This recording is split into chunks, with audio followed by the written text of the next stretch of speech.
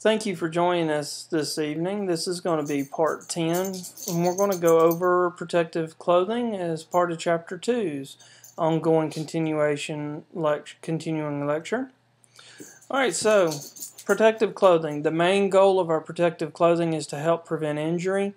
And what you have to do every day for your protective clothing to be 100% effective, you need to make sure that you maintain it, that it is stored in its proper location, that you inspect it and make sure that it is in good working condition on a daily basis.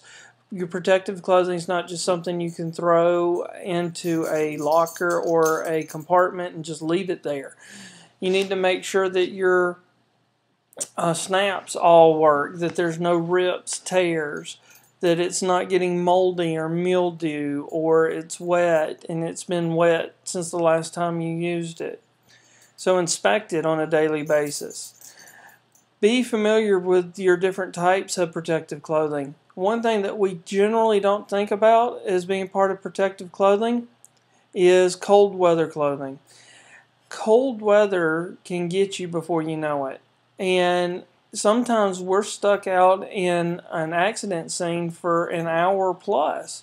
And then you're talking about having a helicopter come in and that cold rotor wind come down and get you even colder. And if it's raining outside at all, it's freezing cold, or it could be snowing outside. It's really cold. So it's real important for you to wear the proper winter gear, or at least have the proper winter gear available to you. Now, turnout gear. Turnout gear is sometimes not the best gear for winter gear, so just remember that. But it does work real well for protecting you from fire and heat.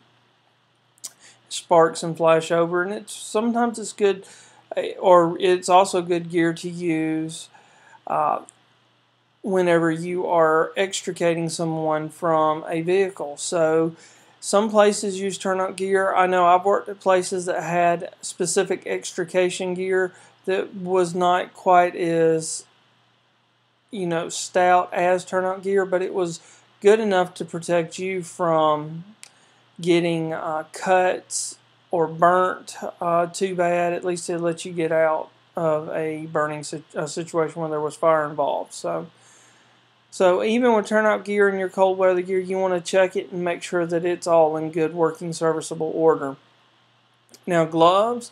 Gloves are important, especially when you're working around blood and body, not blood and body fluids, around broken glass and jagged metal, and using tools, because it helps protect you from hurting your hands, which is a valuable commodity, and it also can protect them from the heat or cold as well. Now, you want to protect your hands, because if you get cuts on your hands, and then if you're exposed to someone's blood or body fluids, then that opens up an avenue for pathogens to enter your body. Now, helmets will help protect you from falling objects and can help protect you from getting your head cut and stuff when you're working around an accident scene. Now, one thing, too, that we don't think about are boots, and it says here steel-toed or preferred. However, I've never worn steel-toed boots in the field, but that doesn't mean that they're not preferred.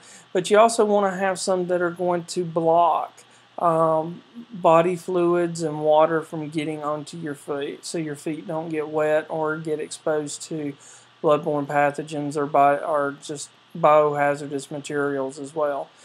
Something too I want to point out, whenever you are working like a certain rescue scene or whatever, if you notice that the civilian or the workers there are wearing hard helmets, and that's their standard requirements for them to wear at their work site, then you need to be wearing the same thing. If they're required to wear hearing protection, eye protection, and helmet, then you need to wear the same things as well. So think about that as you're approaching an emergency scene.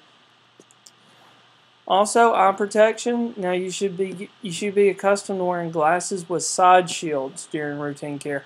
It's not just good enough to have your basic prescription glasses. You need side protection as well.